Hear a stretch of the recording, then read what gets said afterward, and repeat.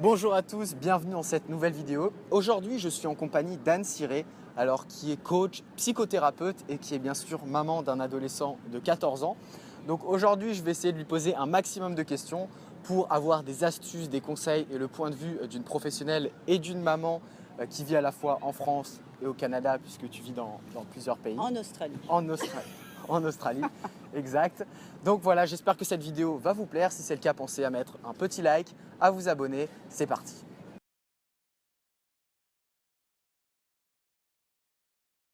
Eh bien, bonjour Albin.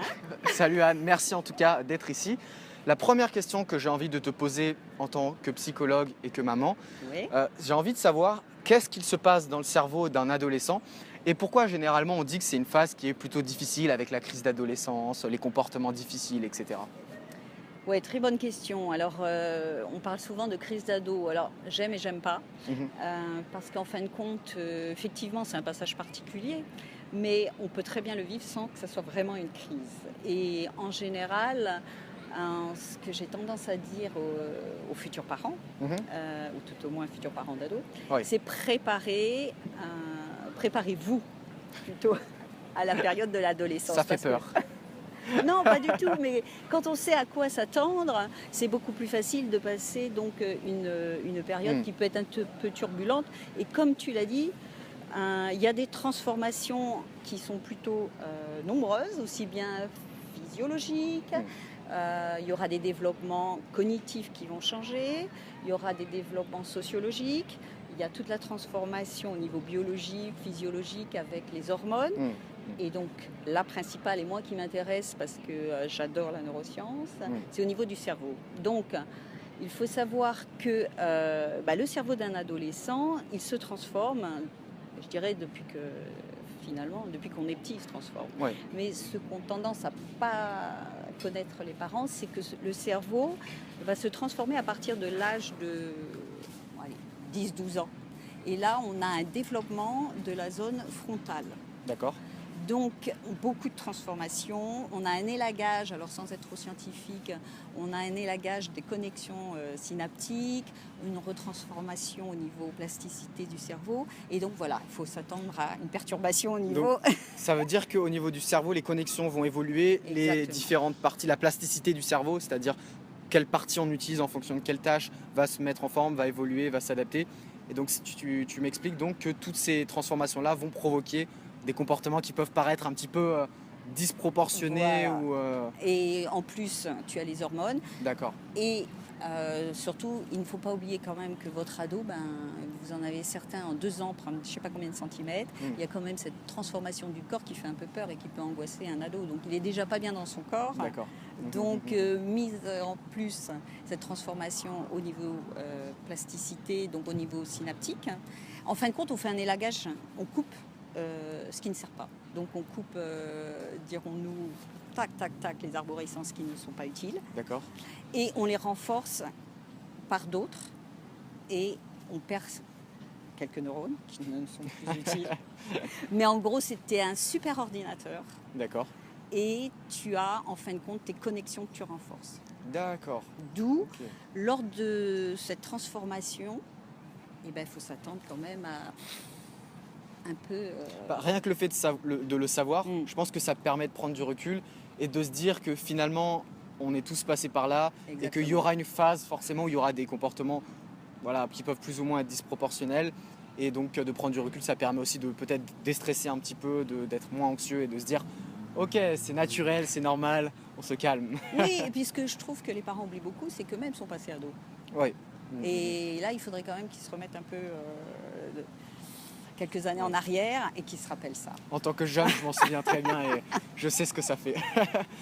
Maintenant, j'aimerais te demander en tant que maman et en tant que coach, quels sont les challenges que tu as dû faire face avec ton enfant qui a aujourd'hui 14 ans? Oui, donc, alors, justement, c'est parce que j'ai élevé mon enfant et j'ai constaté que ce que j'avais mis en place, c'est ce qu'il y avait de mieux, c'est-à-dire préparer en fin de compte votre enfant à lui-même sa phase d'ado. Non seulement D'accord, ok. voilà, non seulement vous-même, il faut se renseigner en tant que parent, mais votre ado, vous le préparez. C'est-à-dire, des petits sujets qui sont toujours un peu tabous, comme la sexualité. Plus on parle à notre ado de tout ce qui est leur corps, je veux dire le sexe et pas mal d'autres sujets, eh bien, c'est des questions moins qu'il va se poser. Alors, il reviendra, on n'est pas obligé de, quand il a 8 ans, faire tout ça. Sans lui mettre trop de pression. Non, mais moi, voilà, ce que j'appuie vraiment avec les parents, c'est que, quand même, il y a une transformation. On se remet dans l'image d'un jeune, vraiment au niveau de l'adolescent. Il y a toute une transformation physique. Il y a les hormones qui arrivent et ça, on ne les contrôle pas. Donc, il y a déjà un gros chamboulement. En plus, on grandit. On a perdu son identité, en fin de compte, aussi bien corporelle que émotionnelle aussi avec toutes les hormones et en fin de compte aussi intellectuelle. Donc, il y a déjà assez de problèmes, assez de questions en tant que jeune. Il ne faut pas lui en rajouter. Et plus on le prépare d'avance, moins de questions il va se poser. D'accord. Moi, je ne sais pas, je ne sais pas comment ça s'est passé pour toi quand tu étais plus jeune, mais je vois tellement d'enfants qui ne connaissent rien à leur corps. Donc, tu prends une petite jeune fille qui va avoir ses règles ou la première érection pour un gamin, ça peut être affolant. Alors que s'il est préparé d'avance, un souci en moins. Ok, c'est normal. Donc, moins d'angoisse pour l'enfant, moins d'anxiété. Et ça permet du coup de focaliser ses énergies sur autre chose, sur des sujets plus compliqués. Parce que quand tu as la transformation de ton cerveau qui se passe à une allure grand V, c'est pas facile quand même à rester focusé, comme on dit. Plus, il faut pas oublier, c'est vrai que je te l'ai pas dit tout à l'heure, mais que tu as la partie rationnelle, aide-moi. Rationalisante. Oui, et tu vois le fait d'être dans l'abstrait, qui se met en place à ce moment-là, ce qui n'était pas le cas avant. La partie émotionnelle était plus développée avant ou... Non, la partie... Alors là, avec les hormones, tu vas avoir ce problème d'émotion plus impulsif, qui va être en place. Mais non, je parle vraiment de ce côté d'être dans le rationnel, dans l'abstrait. Tu ne l'avais pas étant enfant. Et ça se construit à l'âge de l'ado. Donc, d'où tu vas être en mesure, quand tes parents vont te parler, j'en sais rien, politique ou autre chose, d'avoir ton propre sujet de conversation. Parce que ce qui permet de développer la maturité, ton point de vue sur les choses et ton esprit critique. Et là, tu commences à du coup avoir des réactions contre tes parents et là, ils ne sont pas habitués. D'accord. Et du coup, la crise. Et justement, par rapport à ça, les parents qui doivent aujourd'hui, qui ont un adolescent, c'est-à-dire qui n'ont pas forcément pris les choses en amont, qui aujourd'hui ont un ado qui peut-être fait des crises, qui est dans la rébellion constante, qui n'a pas de motivation. Voilà, des phénomènes qu'on connaît. Comment toi tu as réagi par rapport à ça, que ce soit avec ton fils, et si ton fils n'a pas eu ces situations-là, comment tu fais avec les jeunes que tu accompagnes? Comment je fais avec les jeunes? Surtout avec les parents. D'accord. En fin de compte, d'ailleurs j'ai des formations et des ateliers pour ça aussi. Qu'est-ce que tu fais? Tu reconstruis la relation, mais d'abord un temps de recul. D'accord. Tu fais ce que j'appelle la position stationnaire en hélico, c'est-à-dire que tu fais 3 pas en arrière et tu regardes la danse actuelle que vous avez dans la famille. D'accord. Quand tu vois à peu près comment ça fonctionne, comment ton ado réagit, comment toi-même tu réagis. Donc en fin de compte, c'est des prises de conscience. Ouais.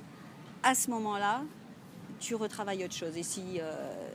je veux dire, si tu avais suivi la webconférence qu'on avait eue avec Emmanuelle Piquet, elle parle de virage à 180 degrés. D'accord. Et donc l'auteur Emmanuelle Piquet sur le harcèlement, ou comme les gens ne savent pas, c'est tout à fait ça. Donc, tu construis une autre relation sur des bases différentes. Alors, ton ado, il va être un peu surpris au départ, parce qu'il dit, mais qu'est-ce qu'il va faire Faut pas trop croire. Ouais. Mais en fin de compte, ça marche comme sur des roulettes. Et ça permet aussi de prendre conscience, comme tu dis, qu'il y a certains éléments déclencheurs Exactement. Qui vont créer une réaction disproportionnée et peut-être trouver une autre façon de communiquer sur ce point-là, une autre façon de demander, de trouver en gros qu'est-ce qui va déclencher la crise ou la rébellion. Souvent, il y a des points qui sont assez sensibles. Ouais. Alors, de toute façon, comme je dis aux parents, c'est quand même une phase particulière, donc il faut pouvoir prendre du recul, ça c'est important. Prenez sur vous. Il y a une crise, vous sortez, vous allez prendre une grande respiration.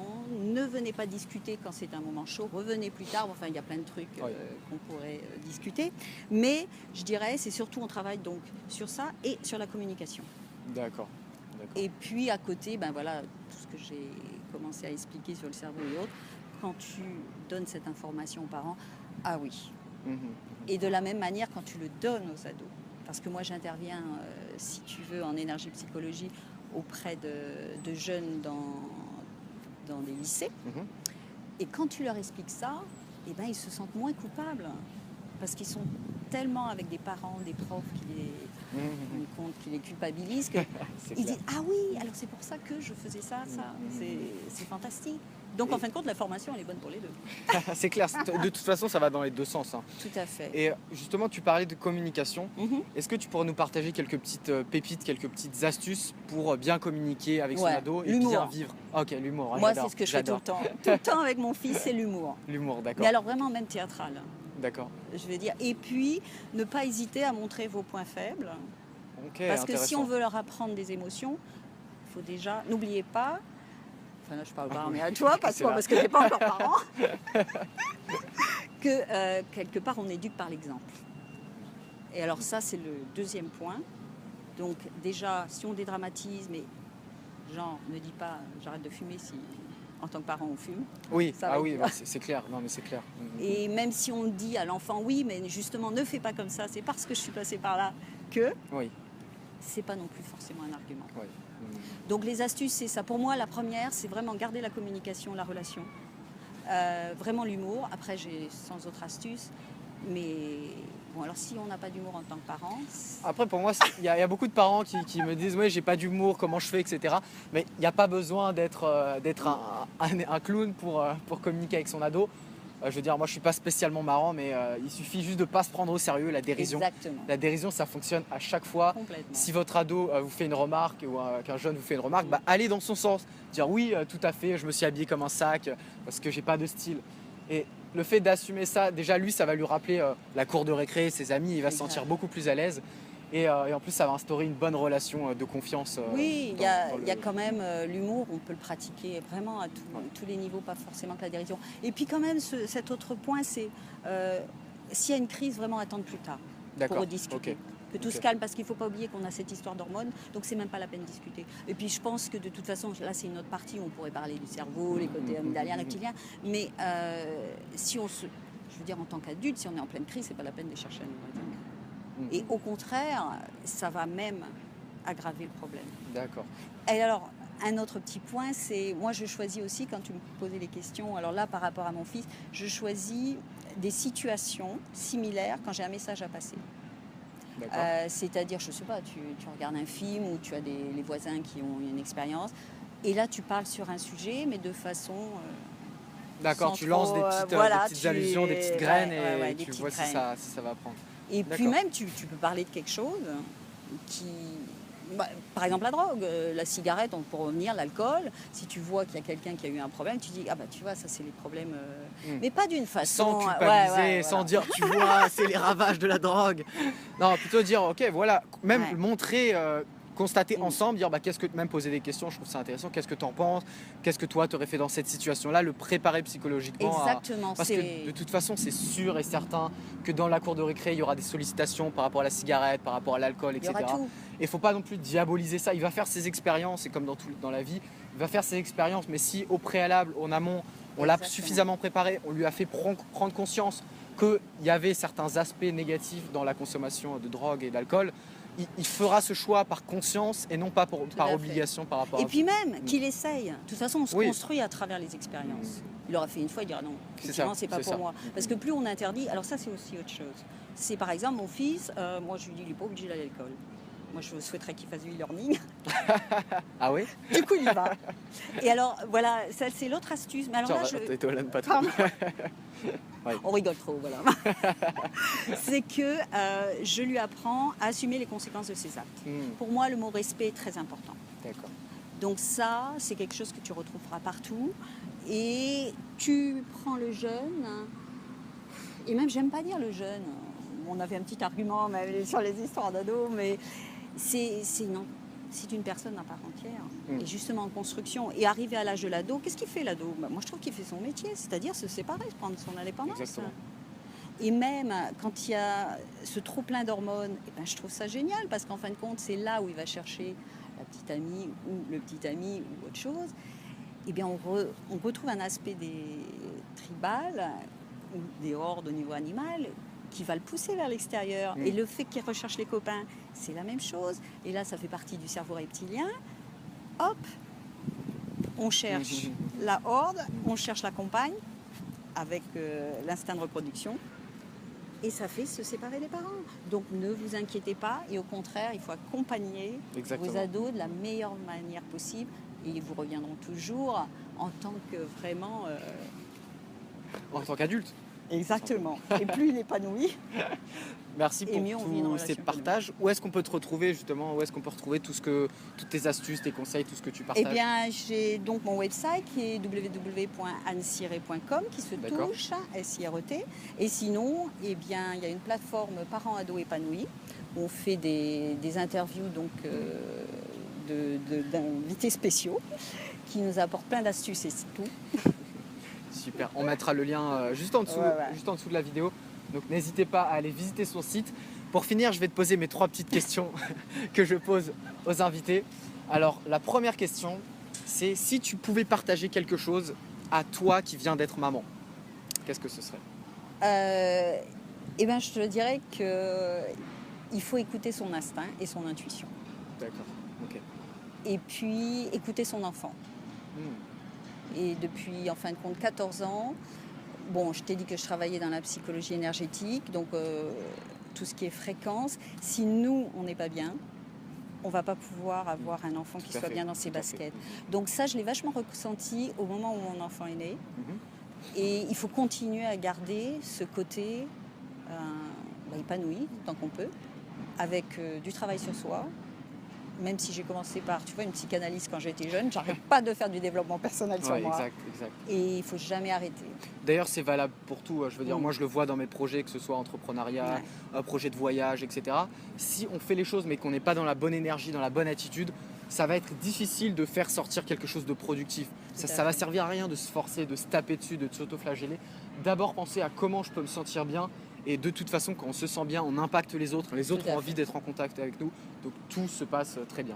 Même quand il y a des difficultés, c'est juste des obstacles. Non, mais tout à fait. Donc c'est ça, pour les parents, déjà, prenez soin de vous-même aussi. Et focalisez pas complètement sur vos enfants. Et vous leur montrez le meilleur exemple. C'est prendre soin d'eux, comme ils prendront soin après eux-mêmes. Et c'est ce que vous leur apprenez, comment prendre soin d'eux-mêmes. Et là, ils traverseront la vie de façon... super épanoui. Bien.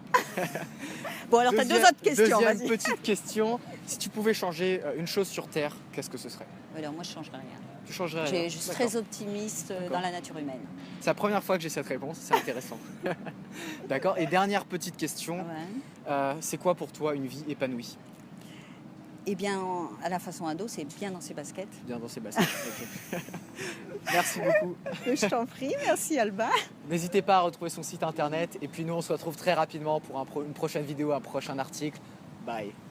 Au revoir.